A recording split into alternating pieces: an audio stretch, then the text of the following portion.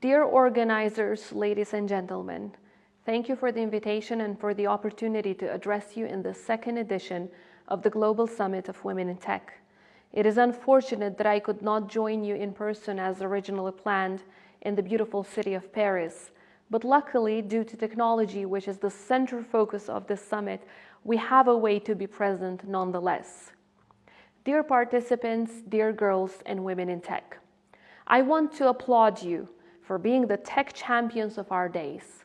I want to congratulate you on the hard work, the courage to think and act outside of the box, as well as the commitment, the vision, and the contribution you're giving for a more inclusive, gender-balanced, and forward-looking tech industry. You probably heard this many times by now, but I will say it again. We are profoundly proud of your achievements and successes. We admire your determination, and we genuinely appreciate the fact that you have built and established success models that inspire other girls and women on a daily basis. We are fully aware of the challenges, the many challenges that you face and have faced throughout the ways. We understand all too well that, not much different from other sectors, the tech industry was labeled for way too long as a men-only industry. Yet, in the spirit of its fast-changing dynamics, it is one of those industries that is trying to learn from the past and has a great potential to contribute towards greater justice as far as equal gender representation is concerned. I remember reading once in The Guardian an opening statement of an article on tech, and it read like this: technology companies build products that help us make sense of the world. How can they do this without input from 52% of the world's population? And I think it couldn't have been said any better or in a more straightforward way. It is no longer just about gender parity. It is about solutions, policies, and decisions fit for all that serve the interests of all. When each of us is better off, only then do we stand the chance for all of us to actually be better off. Now, there is an ever-increasing evidence that diverse teams perform better. In particular, they are more innovative, more solution-driven, and have a great overall performance. Aiming for a more prosperous future, tech companies are working in the direction of becoming representatives of that future themselves.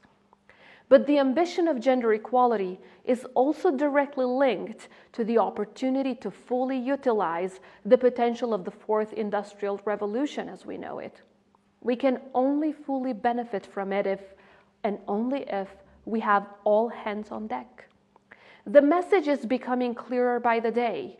In this spirit, some of the largest technology industry players are expected to work more intensively towards closing the gender gap.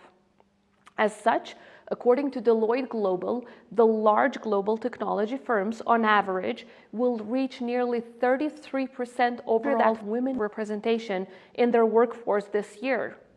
We are all eyes and ears and remain utterly hopeful of these numbers becoming a reality. But the job won't be finished. In fact, we are still so far from meeting our final goal. Still to this day, well-known challenges to equitable women representation persists. Those can be traced as far back as to childhood days, early childhood development, and extend to recruitment and hiring, retention, pay, as well as promotion. And this is where the investment in early childhood education gains even more importance.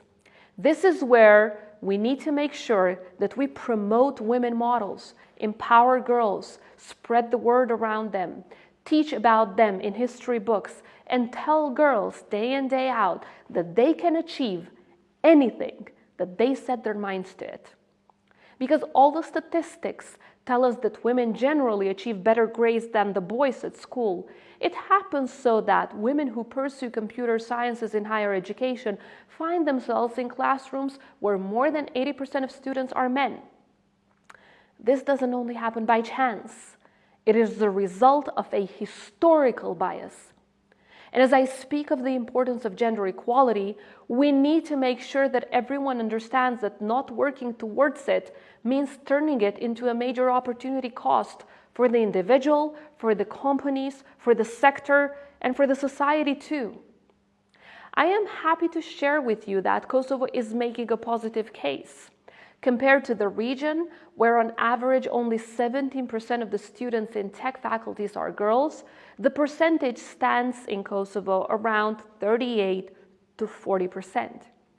Furthermore, a quarter of the employees in the IT sector are girls and women, and we continuously see positive trends of women representation in the sector. The Women in Tech chapter in Kosovo, Girls Coding Kosova, the IPCO Foundation, J-Coders Academy, Innovation Center in Kosovo, and many other successful initiatives alike are helping us meet our joint goal of making the tech industry a place of equal opportunities. Dear participants, the days and the times ahead will be challenging. We will need the solutions of the tech industry to help us face the difficulties posed by the challenges of the future. Potential future pandemics, climate change, food insecurity, mass migration, to only name a few, must not find us unprepared. We have the knowledge, we have the capacities, and now we need to make sure we fully utilize the potential of men and women alike. The fourth industrial revolution is changing the way we receive information, how we process it, how we live. Everything is changing with immense rapidity and at incredible pace.